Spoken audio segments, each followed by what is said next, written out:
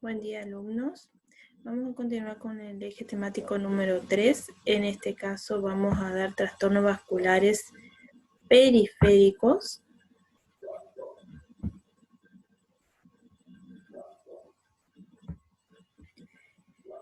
Los trastornos vasculares hacen referencia a todos los trastornos o patologías que van a sufrir el sistema periférico vascular, es decir, las venas y arterias de miembros superiores o inferiores. Con mayor frecuencia se dan los miembros inferiores, dado que ellos son, aparte de soportar el peso del cuerpo, son los que trabajan o deben llevar el retorno venoso, sobre todo el venoso, contra la gravedad, con lo cual debe vencer muchos obstáculos para retornar esa sangre hacia el corazón. Cuanto más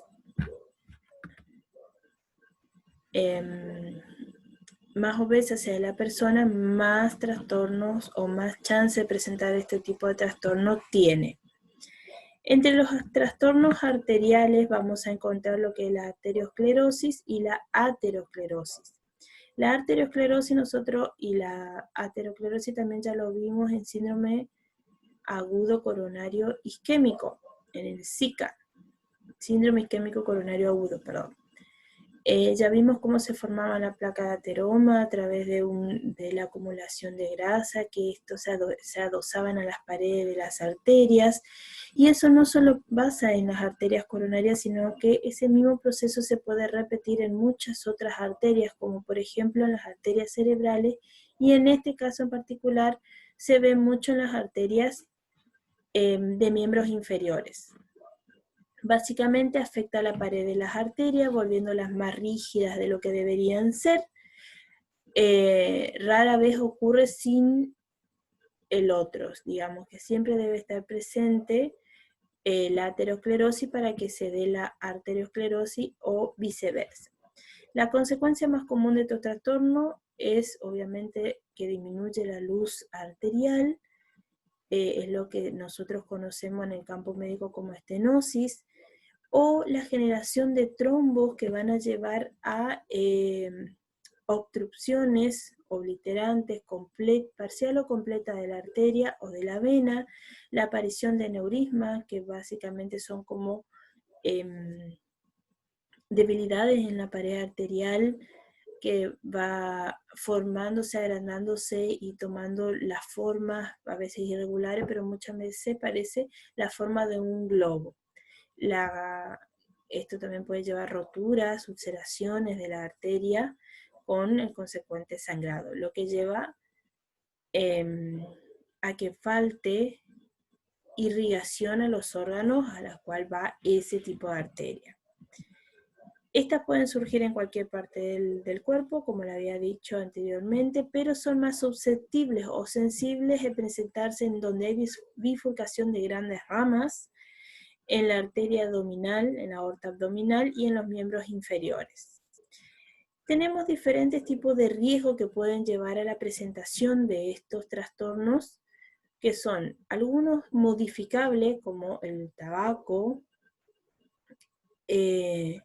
la dieta, disminuir la hiperlipidemia, sería un factor modificable, que se cumpla con el tratamiento de la hipertensión, de la diabetes, manejar los niveles de estrés y evitar, obviamente, un estilo de vida sedentario. Sé que en esta época de cuarentena es un poquito difícil, la mayoría estamos en un estado sedentario, pero es nuestra labor recomendar a las personas que hagan algún tipo de actividad mínima para evitar esa etapa de sedentarismo. Y los no modificables, es decir, aquellos que por más que implementemos un plan, un tratamiento, no lo podemos modificar, es la edad y el sexo.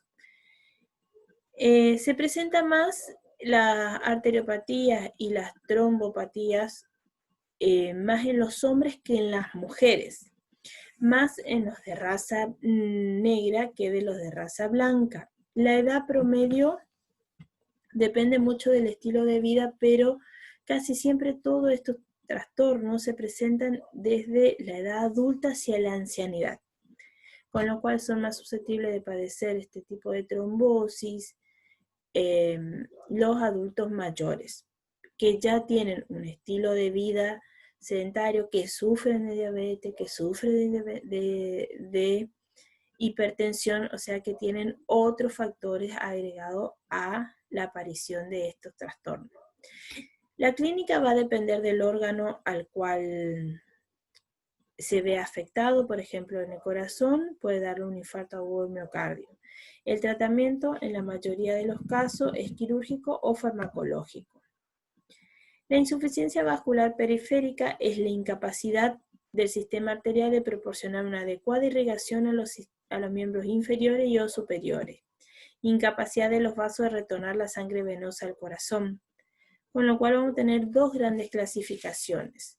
Según los vasos afectados va a ser una insuficiencia arterial o una insuficiencia venosa, y según su evolución, es decir, desde el momento en que aparece hasta que finaliza, en agudas o crónicas. En la insuficiencia arterial aguda es una interrupción abrupta del flujo sanguíneo arterial a los órganos o tejidos, relacionado por un émbolo, trombo o incluso por un traumatismo o espasmo arterial. ¿Cuál es la diferencia entre émbolo y trombo? El émbolo es una partícula que se mueve con libertad. De ahí que la otra patología muy relacionada a una insuficiencia arterial sea el tromboembolismo pulmonar, que es cuando este émbolo que se creó, por ejemplo, en las venas profundas de los miembros inferiores, comienza a migrar, a viajar por todo el sistema, muchas veces pequeñito, pero tiene una particularidad. Todo émbolo tiene la capacidad de activación de los sistemas, de los complementos de la sangre, que a su vez activan al sistema de coagulación. Entonces ese émbolo donde se quede va a activar toda la cascada de coagulación y va a pasar de ser un émbolo a transformarse en un trombo.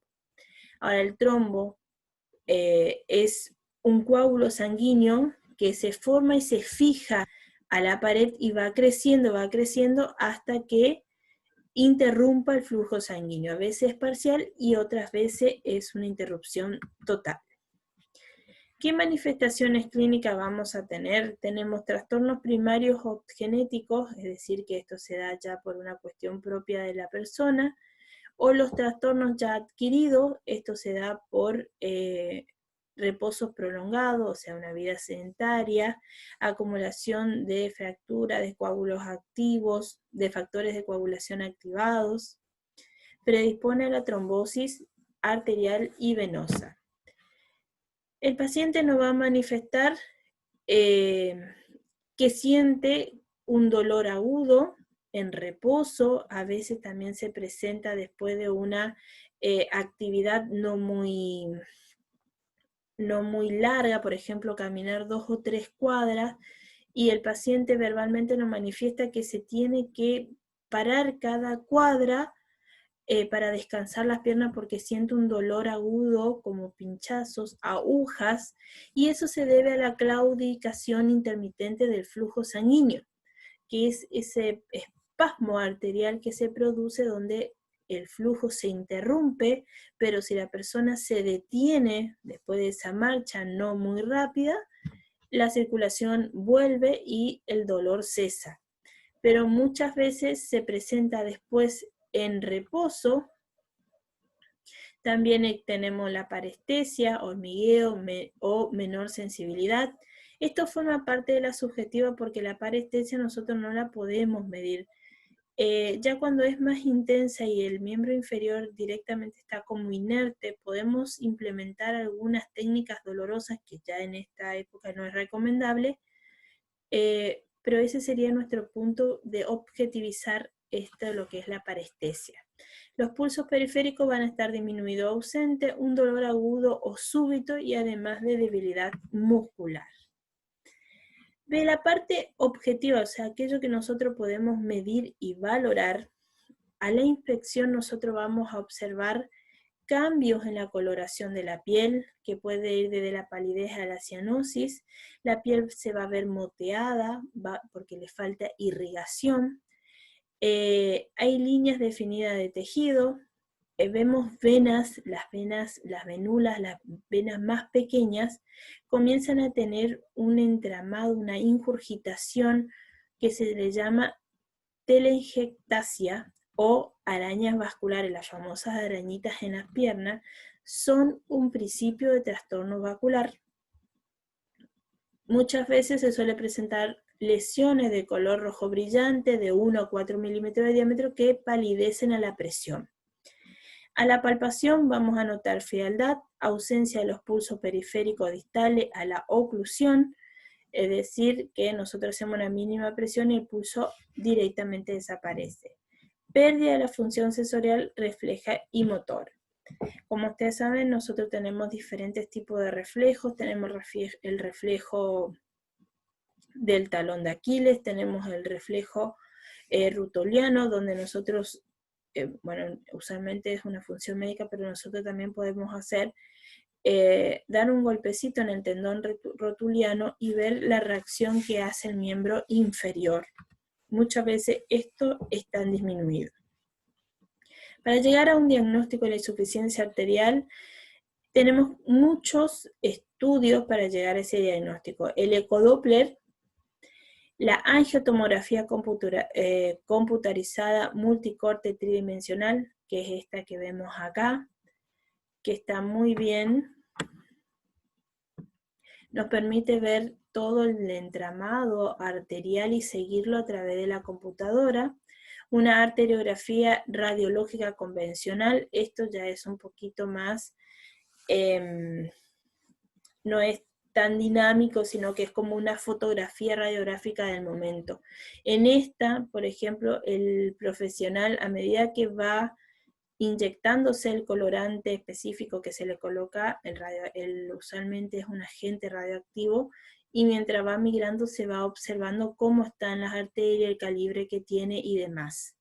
La angioresonancia y la clínica, obviamente, del paciente.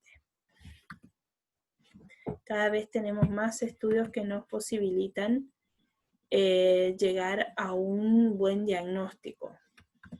Antes era un poquito más difícil, solamente se basaba en la clínica del paciente porque una ecografía común no mostraba la irrigación propia del órgano, sino mostraba si hay edema, si estaba ocluido, si ya estaba formado el trombo.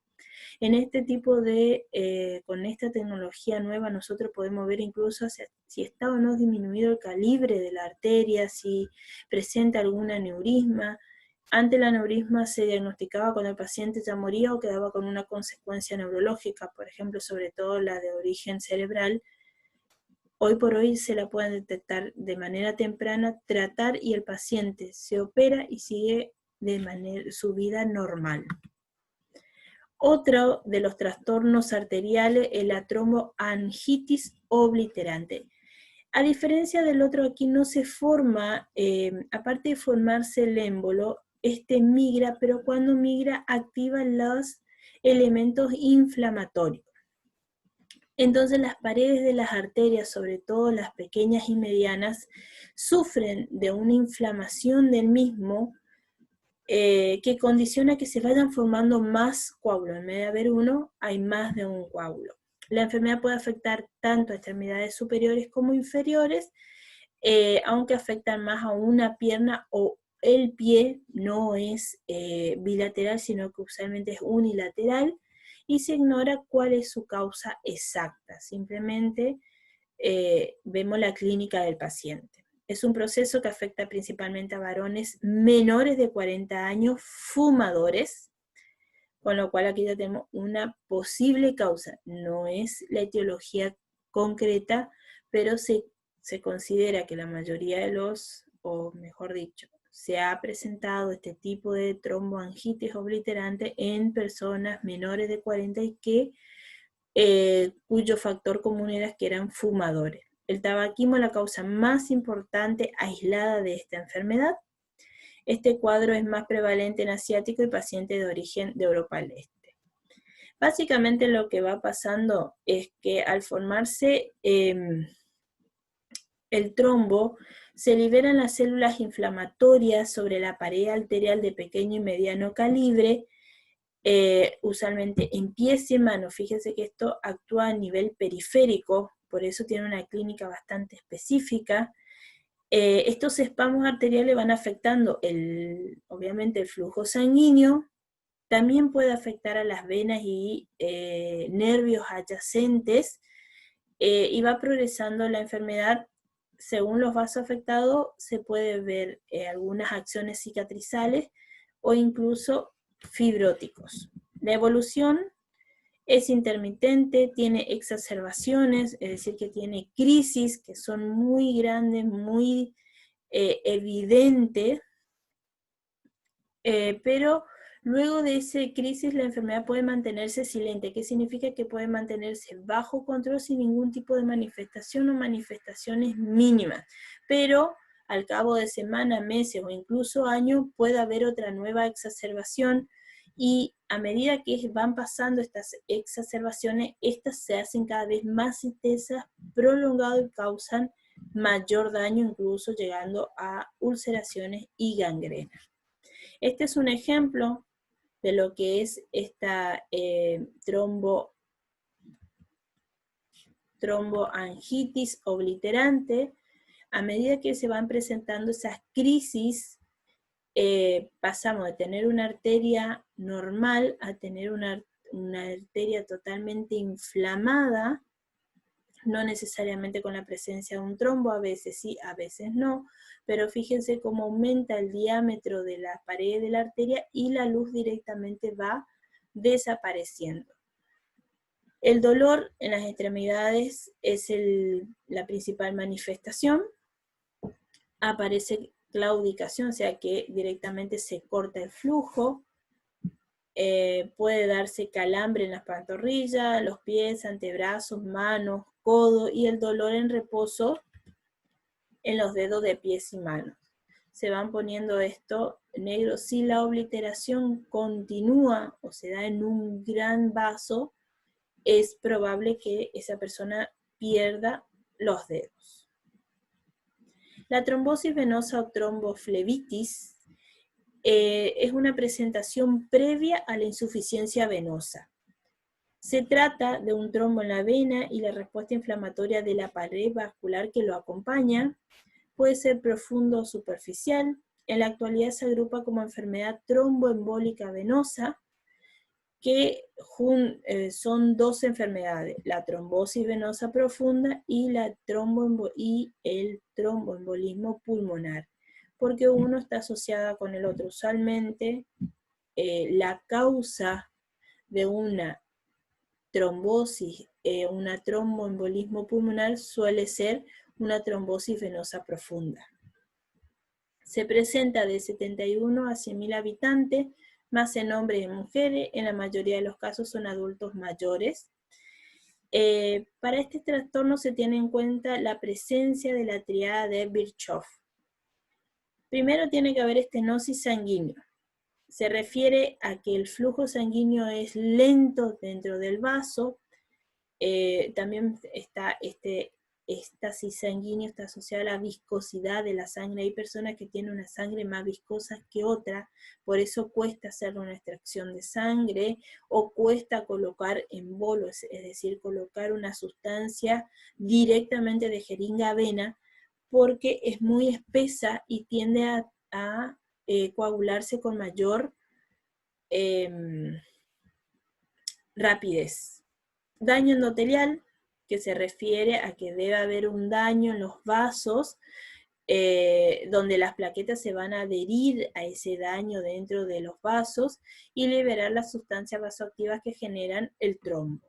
Y la hipercoagulabilidad es un trastorno en donde la coagulabilidad se va con formación de microtrombos. Es decir, que es una persona que tiende a formar pequeños trombos ante, por ejemplo, pequeño traumatismo. En un caso, hacerle una vía venosa puede significar la formación de coágulos. Esto es lo que se conoce como la triada de Virchow. Es decir, estenosis sanguínea, viscosidad alta de la sangre, que haya daño endotelial. Esto puede ser, por ejemplo, placas, las varices son daños vasculares y muchas veces, aunque no es muy conocido, suelen ver varices.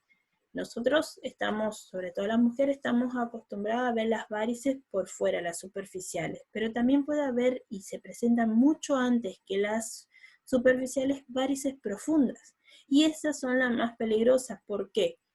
Básicamente las varices son una malformación de la pared donde se agranda la pared de la vena, en especial de la vena, y esta pierde su forma, su elasticidad. Eso es una forma de daño endotelial. Y la hipercoagulabilidad.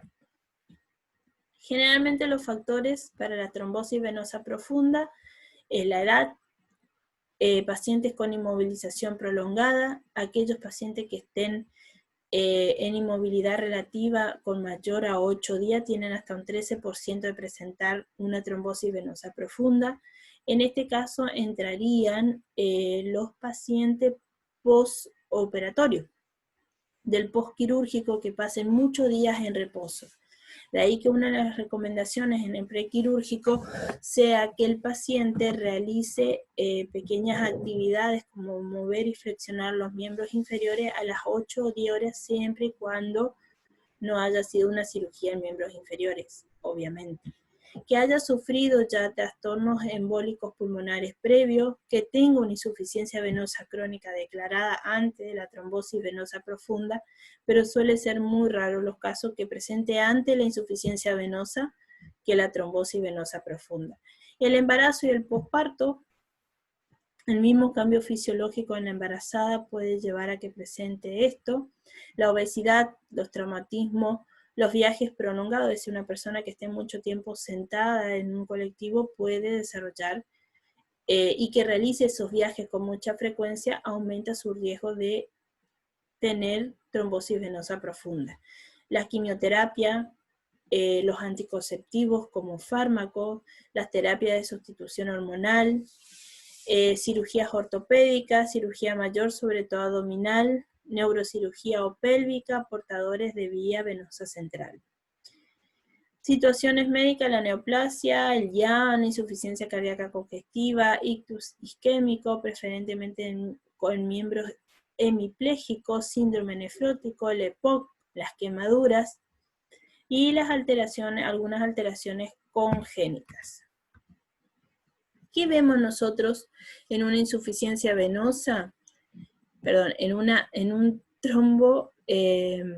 trombosis venosa profunda. Vamos a tener dolor espontáneo de la palpación sobre la extremidad afectada. Fíjense cómo la diferencia en el tamaño y la coloración de los miembros inferiores. Edemas de variable intensidad. Casi siempre es unilateral, es muy raro que llegue a los dos miembros inferiores, casi siempre es un solo miembro inferior el que está afectado. Este edema en todo el miembro inferior nos indica desde el punto de vista de valoración que probablemente el trombo esté en la vena femoral o en la arteria femoral. Cambio en la coloración en forma de eritema o cianosis en forma difusa. Fíjense que tiene zonas que parecen ponerse moradas o azuladas, aumento de la temperatura local, esta pierna va a estar más caliente que la otra, que la contralateral, aumento de la red venosa superficial, le van a aparecer varices, si es que ya no lo tenía previamente, parestesia en miembros inferiores, sobre todo en la pantorrilla, sensación de empastamiento muscular, es decir que siente que no le responden los miembros inferiores, que no siente los músculos, que está flexionando la pierna, pero ella no siente la flexión. Signo, la palpación del cordón venoso, lo vamos a ver inflamado. Signo de Singh, que es dolor al extender la rodilla. Signo de Homan, que es dolor con la dorsiflexión pasiva del pie, generalmente a nivel gemelar, está hablando aquí en la parte posterior de la pierna. Signo de Low, que es dolor a la compresión manual de los gemelos, también región posterior. Signo de Low-Wember, dolor en la región gemelar, compresión del esfingomanómetro inferior a 180 milímetros de mercurio. Esto ya es colocándole el manguito del tensiómetro. Signo de Peir, que es dolor muscular con la palpación intensa de los dedos. Fíjense, esto es los edemas, cómo puede edematizarse el miembro inferior, donde nosotros colocamos un dígito y esto puede tardar incluso horas en desaparecer. Los hematomas que aparecen sin causa aparente, esto es en un miembro inferior, perdón, miembro superior, esto es un miembro inferior. Las varices, cómo se ven, cómo resaltan, a esto hacía referencia de visualización de la red venosa, puede ser más sutil como las arañitas, la telangiectasia, o mucho más groseras como en este caso donde prácticamente parecen estar saliendo las venas superficiales. La celulitis o erisipela, que es el cambio de la coloración en la temperatura. A veces está afectado también el sistema linfático. Como ustedes saben, el sistema, nosotros tenemos, aparte del sistema vascular, es decir, aparte de nuestra sangre, tenemos un sistema adyacente que es el de la linfa, que va todo por la red del sistema linfático. Bueno, muchas veces en este tipo de trastornos vasculares se ve también afectada la red linfática y genera esto lo que es el linfedema, que es la edematización de los miembros inferiores o superiores. Cuando se produce la manifestación de la trombosis venosa profunda, se debe principalmente al proceso inflamatorio asociado al trombo, es decir, no es al trombo mismo, sino a la cascada inflamatoria que libera. El dolor en la pantorrilla, que se puede describir como opresivo o como un dolor sordo en la extremidad afectada, sobre todo al caminar. Es el síntoma más frecuente. Casi siempre la persona llega a la consulta porque justamente comienza a sentir este tipo de dolor que si bien no es incapacitante, es molesto a medida que la persona, por ejemplo, camina 1 o 2 cuadras y debe detenerse. Al detenerse el dolor cesa porque vuelve la vascularización y la persona vuelve a caminar y a las 2 cuadras le vuelve a pasar lo mismo. Ese suele ser el motivo de consulta, cuando es un dolor que le pasa a hacer una caminata normal, que lo hacía todos los días y de repente ahora ya no lo puede hacer. Y muchas veces esa causa del dolor intermitente en las caminatas es lo que llevándolo hacia la parte gerontológica, al adulto mayor a dejar de hacer ese tipo de actividad. Entonces pasa de tener una vida parcialmente sedentaria a ser totalmente sedentaria para evitar el dolor, pero esto solamente agrava más su situación. Hay hipersensibilidad, calor, edema, eritema a lo largo de toda la vena afectada. Tenemos que diferenciar entre 2 tipos de trombosis, la venosa profunda y la superficial.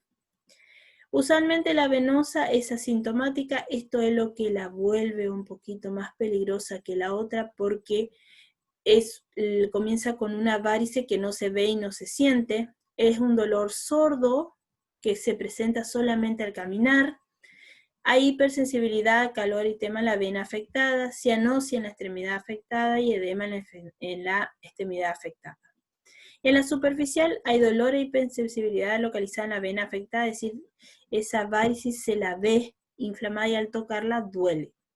Enrojecimiento y calor siguiendo el trayecto de la vena, estructura cordonal palpable de la vena afectada, como vimos, esa vena toda tortuosa, edema y enrojecimiento del tejido circundante. El diagnóstico se suele utilizar el ecodoppler, la flebografía, la flebotac y la resonancia magnética, además de la escala de Wells. Básicamente, esta escala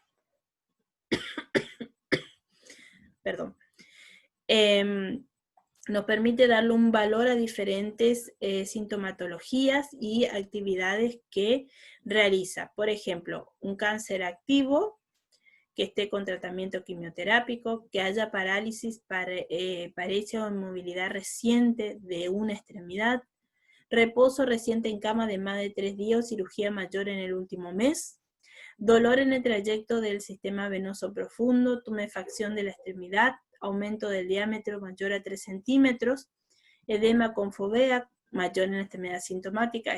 El edema con fovea es lo que vimos nosotros, la impresión digital que dejaba en el edema, presencia de circulación colateral superficial varicosa y un diagnóstico alternativo. Las complicaciones que presenta la trombosis venosa profunda, principalmente y el de mayor riesgo a la vida, es el tromboembolismo pulmonar, el TEP, tromboembolismo pulmonar. Se presenta con dolor torácico de características pleuríticas. Ya vamos a ver más adelante qué es la pleurítica. Básicamente es un dolor punzante en los pulmones, disnea súbita, taquipnea, síncope, hemoptisis, inestabilidad hemodinámica, hipoxemia, distrés respiratorio. La flegmasia alba, que es un edema mixto entre venoso y linfático.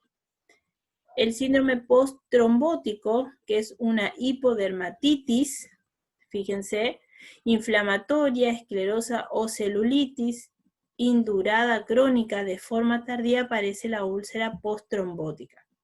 Estas son las famosas úlceras varicosas. Y la cerúlea Dolems, que es un colapso del flujo arterial, fíjense cómo cambia la coloración a un color morado azulado, que esto ya es un miembro completamente cianótico. Para el tratamiento tiene como objetivo prevenir el crecimiento del trombo, aliviar los síntomas, prevenir la recurrencia de nuevos tromboembolismo pulmonar y de la trombosis venosa profunda. Pueden ser medidas no farmacológicas, farmacológicas y quirúrgicas. Dentro de la no farmacológica tenemos las que se clasifican entre higiénico-dietética, de deambulación precoz, medidas de compresión manual como el uso de medias elásticas o bandas elásticas, una buena hidratación y en algunos casos dejar de fumar. Siempre el dejar de fumar es la mejor opción. Con las medidas farmacológicas tenemos el tratamiento con AINES. El tratamiento con anticoagulante es específico de la enfermedad tromboembólica, la administración parenteral de la heparina no fraccionada y la heparina de bajo peso molecular. En cuanto a vía oral, tenemos también anticoagulantes, como la warfarina y el acenoacumarol, y los NACOS, que son anticoagulantes orales de acción directa. Estos se vienen implementando desde hace 6 años aproximadamente, con una buena aceptación en el tratamiento del trombosis venosa profunda y en el tromboembolismo pulmonar. ¿Cuáles son las diferencias? La ventaja del bajo peso molecular con la no fraccionada, que tiene una mayor biodisponibilidad de la heparina no fraccionada, con administración subcutánea, es decir, que no tenemos que inyectarle directamente a la vena y tenemos una buena biodisponibilidad, es decir, está hablando de su vida media. Mayor duración del efecto anticoagulante, permitiendo su administración 1 o 2 veces al día. Con la no fraccionada a veces debemos hacerlo cada 8 horas, sin embargo, con la de bajo peso molecular cada 12 o incluso cada 24 horas es suficiente. Su respuesta anticoagulante, actividad anti-SA, se relaciona con el peso corporal, lo que permite la administración de dosis fijas. Solamente en personas extremadamente obesas o con insuficiencia renal grave puede requerir un ajuste de la dosis. No precisa que se monitoree la coagulación, como sí pasa con la heparina no fraccionada, donde cada periodo de 3 a 5 días hay que hacerle un hemograma completo para ver cómo están todos sus factores de coagulación. Menor probabilidad de trombocitopenia, menor riesgo de originar pérdida de masa ósea y administración segura en el ámbito ambulatorio. Es decir, que con la de bajo peso molecular no es necesario que el paciente quede internado, sino que la misma puede ser, por ejemplo, administrada en los CAPS. En cuanto a los de administración oral, Los NACOS, es decir, los anticoagulantes orales de acción directa, NACOS porque está su sigla en inglés, están teniendo una buena aceptación oral, no requiere estar monitoreándolo, no tiene antídoto aún, un menor riesgo de hemorragia cerebral, mayor eliminación renal, menos interacción y una acción rápida. ¿Qué complicaciones puede haber al tratamiento farmacológico? Contraindicaciones del tratamiento farmacológico. La absoluta, que haya una hemorragia activa severa. Un paciente con hemorragia activa severa no se le debe administrar ni por vía parenteral, subcutánea, oral, algún tipo de anticoagulante, porque si ya está sangrando, va a continuar sangrando y vamos a perpetuar ese sangrado y no se va a coagular como corresponde. Hemorragia intracraneal reciente, hipertensión grave no controlable, aneurisma cerebral o aórtico disecante, es decir, que haya sido operado y removido ese aneurisma recientemente, trastorno de la coagulación no corregido, es decir, que ya tengo una enfermedad de base relacionada con la coagulación. Y relativa a esto, es decir, que depende y tiene que ser evaluado con estudio y por el médico. Una cirugía inminente reciente va a depender de qué tipo de cirugía, no es lo mismo una cirugía laparoscópica, donde incluso el paciente en 24 horas se puede retirar, a que sea una cirugía traumatológica, ortopédica, donde lleva más tiempo, el paciente está más anestesiado, se hace otro tipo de cirugía. O sea, depende del tipo de cirugía, por más que sea reciente, si no es muy importante, se le puede administrar igual. Traumatismos importantes, parto reciente, anemia severa, enfermedad ulcerosa activa, pericarditis o derrame pericardio. Todo esto son relativos, totalmente resolviendo la causa, es decir, se espera unos días después del parto, se corrige la anemia, se trata la enfermedad ulcerosa, puede continuar o iniciar el tratamiento farmacológico. En cuanto a las medidas quirúrgicas, tenemos el filtro de la vena cava, usualmente se utilizan este tipo, Greenfield, Simmons, Venatech, que son todos dispositivos que permiten la remoción del coágulo, los coágulos que estén dentro de, en este caso, de la vena cava.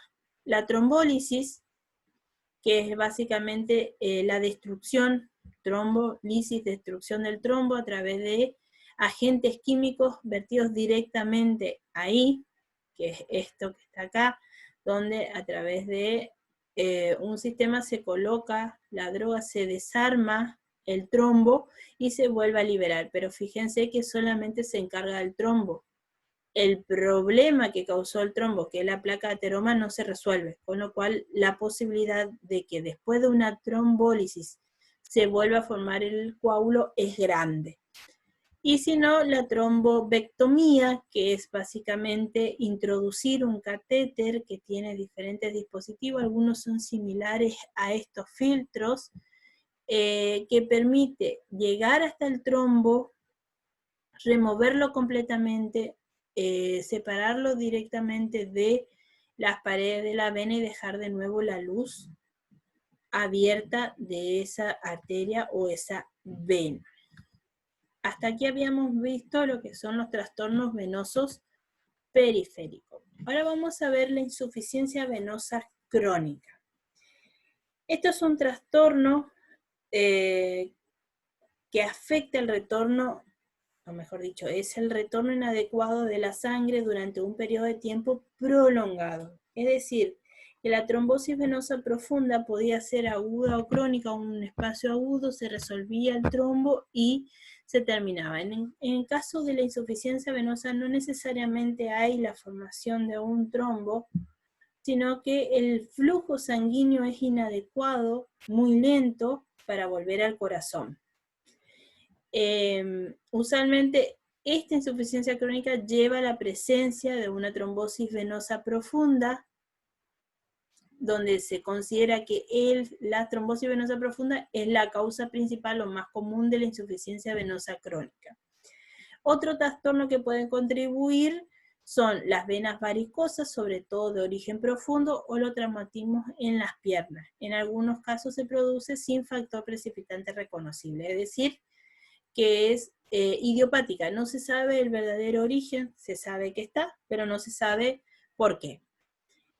Tras una formación de trombosis venosa profunda, las venas, sobre todo las grandes, que pueden permanecer ocluidas, aumentan la presión sobre la demás vena en las extremidades. Esto hace que las venas se distiendan más, pierdan su capacidad, se separen las valvas de las válvulas. Las valvas, como ustedes habrán visto en anatomía, son pequeñas trabas que tiene el sistema venoso, son aproximadamente entre 20-25 valvas o válvulas que tiene todo el sistema venoso, sobre todo la de gran calibre, que permiten el retorno venoso. Es decir, una vez que pasa esas valvas, la sangre no vuelve hacia abajo, lo que permite vencer a la gravedad.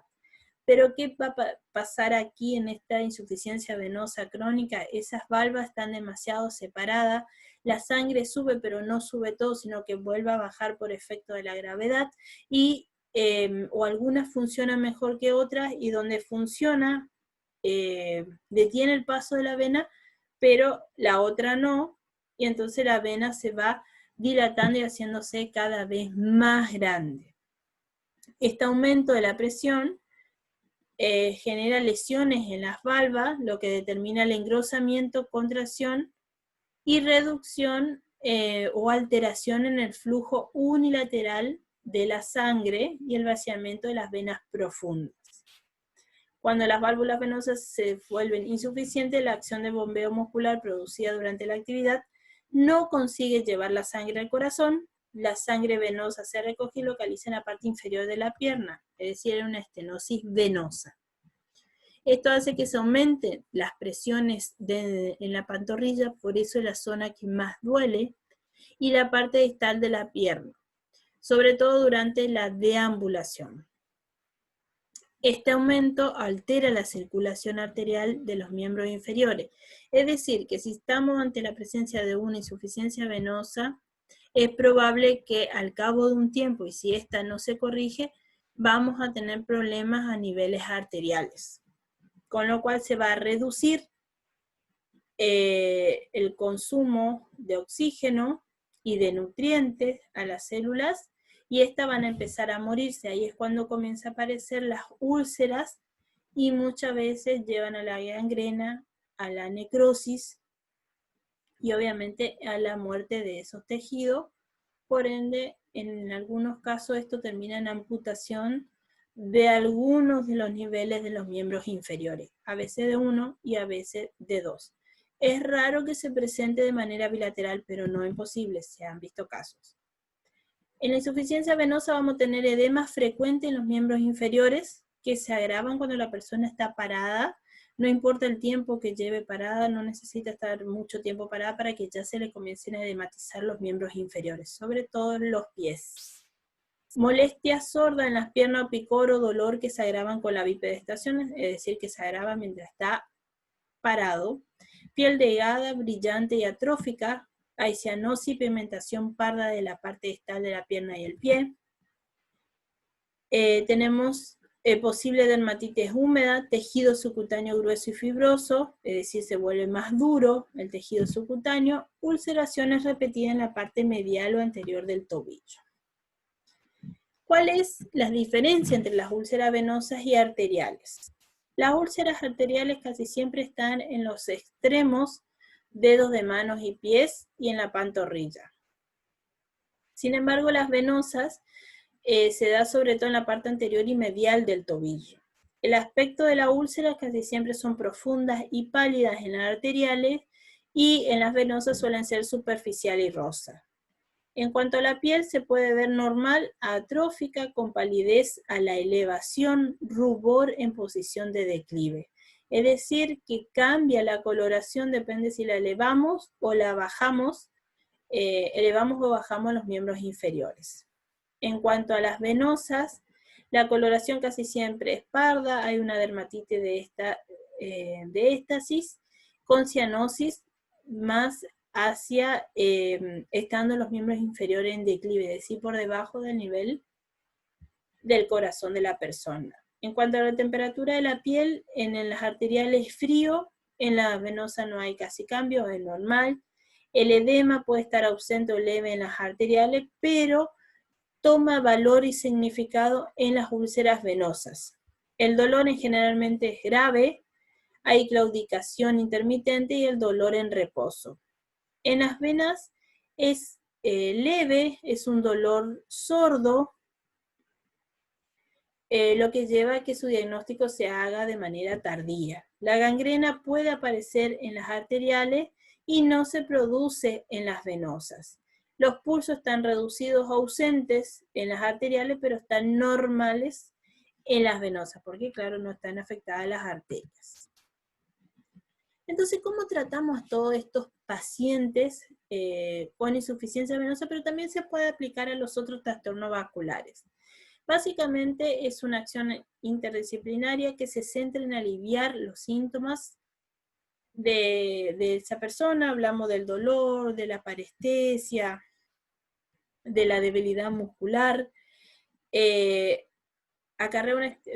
Prepararnos para una estimulación temprana adecuada, un tratamiento y prevención de las lesiones tisulares, es decir, prevenir que aparezcan las heridas, prevenir que aparezcan las úlceras, prevenir que aparezca la necrosis. Tenemos que averiguar bien los antecedentes de esa persona, hacer una buena anamnesia, una buena exploración física para ver, indagar si no tuvo trastornos vasculares periféricos anteriores o que no haya tenido específicamente una trombosis venosa profunda. Es importante valorar bien la anamnesia del paciente, incluso sus antecedentes familiares, eso es muy importante, saber si ya algún miembro de la familia sufrió algún tipo de trastornos vasculares que presente varices, que las mujeres presenten, mujeres o hombres tengan varices, ya siendo de nuestros padres o nuestros abuelos hayan presentado varices, el hecho de que hayan tenido antecedentes cardíacos, de infarto, angina de pecho, todo eso son trastornos vasculares. Nos está hablando que está fallando el flujo o la sangre es muy viscosa o tiene una hipercoagulabilidad. Hay que ver cuál es la causa, pero ya con los antecedentes familiares nos está dando a entender que esta rama familiar presenta este tipo de trastorno y corre siempre un mayor riesgo de presentar cualquiera de los trastornos vasculares. El tratamiento es conservador de la insuficiencia venosa. Se desaconseja la bipedestación o sedentación prolongada. Se indica medida de compresión decreciente para el uso durante el día y se recomienda elevar las piernas y los pies a menudo a lo largo del día. Por la noche se le recomienda que eleven, sobre todo si es de origen venoso, que eleven los miembros por arriba del nivel del corazón para que tenga un buen retorno venoso con menores complicaciones y también en el caso de que presente edemas, la elevación de los miembros. Pero no hablamos de una elevación. Acá nosotros como enfermeros les tenemos que enseñar al paciente de que no es tener el colchón duro y levantarlo, porque casi siempre eso incomoda al paciente. Le termina doliendo el tobillo, la rodilla, la cadera, la columna, porque claro, la parte de tronco está sobre una superficie plana y termina elevando los miembros, colocándolo en 40, 30 grados, y eso es incómodo, se duerme el paciente y luego queda todo rígido, duro y el dolor parece ser más intenso.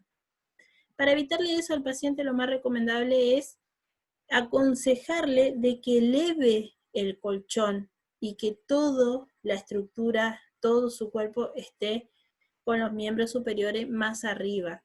Entonces le es menos incómodo, duerme mejor, se puede mover más, puede dormir como a él le gusta, pero a su vez tiene los miembros inferiores más arriba del nivel del corazón. Luego tratar los síntomas. cuando hay una dermatitis o las ulceraciones, se aplican las compresas de ácido bórico, acetato de aluminio, con taponamiento hasta la solución de boro, o simplemente con suero fisiológico de 4 a 5 veces al día, o la aplicación de algún tipo de antiinflamatorio, esteroide de origen tópico, como es la hidrocortisona.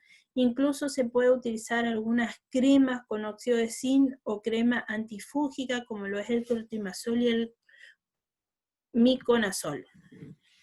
Las compresas de salino fisiológico o los vendajes húmedos a seco se aplican sobre las úlceras de éstasis para facilitar su cicatrización.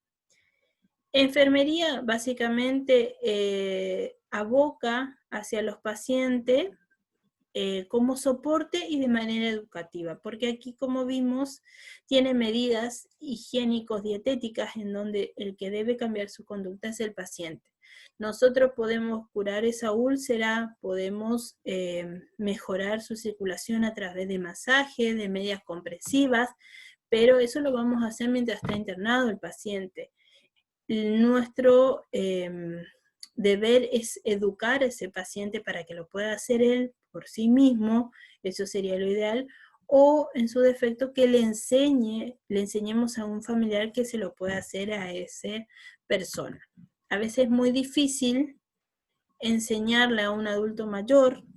Ustedes tienen que entender que el adulto mayor considera que ya aprendió todo en su vida y hay algunos que están muy predispuestos a aprender nuevas técnicas para mejorar su salud, pero otros, sinceramente no, son un poco más cerrados a estos nuevos conocimientos.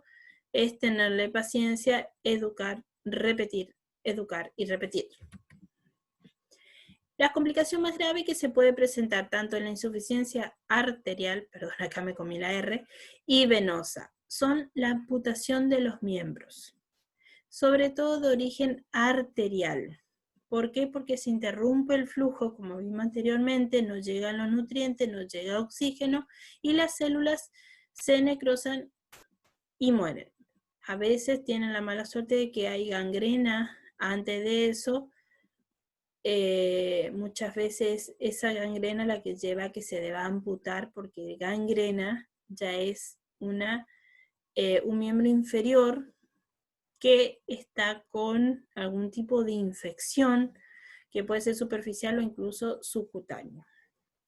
Básicamente la amputación de miembros se da más en miembros inferiores que en superiores. En la extirpación de una pierna, el pie o los dedos de los pies. Estas partes del cuerpo se denominan extremidades. Las amputaciones ocurren ya sea por una cirugía programada, es decir, que sea una consecuencia viable de la insuficiencia arterial o venosa, que sea por un accidente o por traumatismo. Son más probables de sufrir una amputación accidental y traumática aquellos que ya tengan esta enfermedad de base. Para esto, para realizar la amputación hay niveles de amputación. Esto es importante saber, chicos, porque no es lo mismo para una persona, sobre todo esto pensando en el postoperatorio, porque todo proceso quirúrgico derivado de una enfermedad prolongada está pensada por dos cosas: uno, para salvarle la vida del paciente, y otro, para mejorar su calidad de vida. Con lo cual, tener en cuenta cuál es el nivel de la amputación al paciente nos va a llevar a nosotros como enfermeros a darle una determinada educación. ¿Por qué? Porque no es lo mismo, le vuelvo a repetir, que le saquen lo más proximal posible, estamos hablando ya cerca del fémur, a que le saquen por debajo de la rodilla. Tiene mejor pronóstico aquel que se da hacia la parte distal, es decir, que mejor pronóstico y mayor aceptación por parte del paciente aquellas amputaciones que se dan por debajo de la rodilla. Como le dije anteriormente, la amputación es un acto quirúrgico que obviamente genera cambios irreversibles. Una vez realizado el corte, no se puede volver a unir. El nivel al que está realizado es determinante para la competencia futura de ese paciente, siendo el de peor pronóstico, como le decía, la amputación más proximal. ¿Por qué? Porque si le sacan ya cerca de muy cerca de la cadera, ese paciente no va a poder utilizar una prótesis, va a tener que usar muleta el resto de su vida. O una prótesis muy larga, muy pesada, ya lleva otro tipo de consecuencias. En una amputación proximal, para los adultos mayores, una amputación muy proximal directamente significa silla de ruedas. El paciente ya queda en silla de ruedas o directamente postrado. En un adulto joven significa el uso de muletas. Los niveles transarticulares presentan mejor pronóstico funcional que los realizados a través del hueso en un nivel inmediatamente superior. Al enfrentar a un paciente que requiere una amputación es necesario pensar no solo en que se le está salvando la vida, sino que, como le decía, mejorar su calidad de vida. Pues no es lo mismo que esté con un pie, con una infección recurrente, con dolor. La amputación suele terminar con eso, pero a su vez tenemos que pensar que ese paciente tiene que seguir su vida independiente, tiene que tener su reinserción laboral y su reinserción social. Según la Academia Americana de Cirugía Ortopédicos, tenemos las amputaciones que se dan a través del muslo y la pierna, las cuales se denomina transfemoral y transtibial respectivamente. Las amputaciones que se realizan a través de la articulación de la rodilla y del tobillo se designan como desarticulación de rodilla y de tobillo. Las personas con amputaciones presentan mayor dificultad para la marcha que quienes no tienen esta condición. La velocidad autoseleccionada para caminar es aquella en la que cada individuo se siente confortable en la marcha espontánea. Algunos tienen una caminata más rápida y otros una más lenta. Esto es una cuestión de acostumbramiento. Al comparar amputados transtibiales con sujetos sin amputación, la velocidad autoseleccionada es similar en ambos grupos, pero los amputados presentan frecuencia cardíaca más elevada y un mayor consumo de oxígeno para la misma tarea. Por eso, si no es necesario, la verdad no habría que exponerse a ello, habría que controlarle frecuentemente sus condiciones cardíacas, su presión arterial, enseñarle a tener respiraciones más profundas a medida que va haciendo la actividad. Dentro de este grupo encontramos quienes tienen miembros residuales largos y cortos, resultando que los primeros con un menor costo energético en la marcha. Es decir, que pueden llevar a cabo toda su ejercitación con un menor gasto energético. Se ha comprobado que el peso de la prótesis no genera un aumento o no influye en el gasto energético que se realiza durante la marcha, lo que explicaría que muchas personas se adapten al uso de prótesis pesadas. Esto es muy importante, sobre todo para los médicos, para evitar, para que puedan empezar con una prótesis y no directamente con un accesorio como rotadores o andadores. Hoy por hoy las prótesis son cada vez más ergonómicas. Se pueden de hecho incluso camuflar muy bien, tiene una buena sujeción y se camufla muy bien con la ropa. Tienen mejor pronóstico, como les decía, aquellos que están por debajo de la articulación de la rodilla y menos. Las prótesis han existido, chicos, desde años, centenos atrás, donde se hacían de madera, luego se hicieron de hierro. Hoy están hechos de un material de titanio, era el furor hace poco, y ahora es policarbonato, que es tan resistente como el titanio, pero es mucho más liviano y permite una adaptación mucho más rápida a la prótesis. Incluso algunas prótesis son hasta articuladas. No sé si alguno de ustedes tuvo la oportunidad de ver en los Juegos Paralímpicos al último ganador de la carrera de los 100 metros que tenía ambas prótesis en forma de signo de pregunta, que era con una doble articulación y le permitió correr y ganar una distancia de los 100 metros. En relación a la movilidad, las personas con niveles distales de amputación logran deambular distancias más extensas que aquellos que tienen miembros más cortos. Las personas con discapacidad se estudia la habilidad para caminar 500 metros, pues es el umbral que se permite una vida independiente. Muchas veces, y en la mayoría de los casos, cuando es bilateral, las insuficiencias venosas se pueden perder ambos. Fíjense, en este caso, esta persona perdió lo que es debajo de la articulación de la rodilla y el pie derecho, y aquí perdió a la altura de la articulación tibial lo que es el pie. Esta persona no puede volver a caminar. Y de hecho se nota que es un poquito ya mayor de edad, con lo cual esta persona ya queda en silla de ruedas. Muchísimas gracias. Quería recordarles que empezamos esta semana, son temas nuevos. Probablemente la semana que viene les esté organizando una actividad sincrónica. Estoy preparándoles una actividad. El día miércoles les voy a dejar la actividad de estos dos temas, que va a ser un caso que ustedes van a tener que armar un plan de cuidado. Vamos a seguir con el tema de los diagnósticos. Tenemos que reevaluar, a muchos les he corregido, creo que devolví a todos, si no por favor me avisan y vuelvo a ver a quién me faltó. Además habilité un glosario, quiero que ustedes a medida que vamos avanzando, ya dimos muchas clases anteriores, ahora otra vez, vayamos armando un vocabulario de lo que ustedes no manejan. Tenemos como enfermeros que manejar un vocabulario técnico, chicos. Tenemos que hablar con tecnicismo.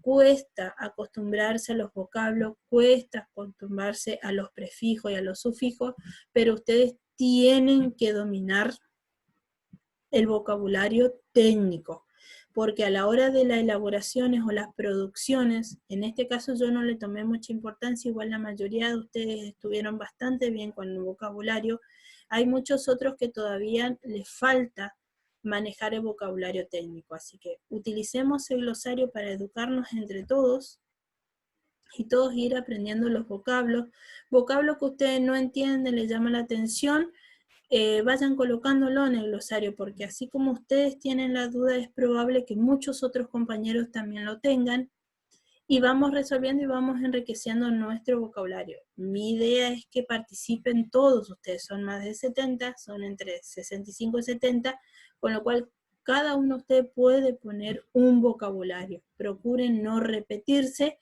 y de que esté bien escrito, chicos. Muchísimas gracias y nos veremos en el próximo video.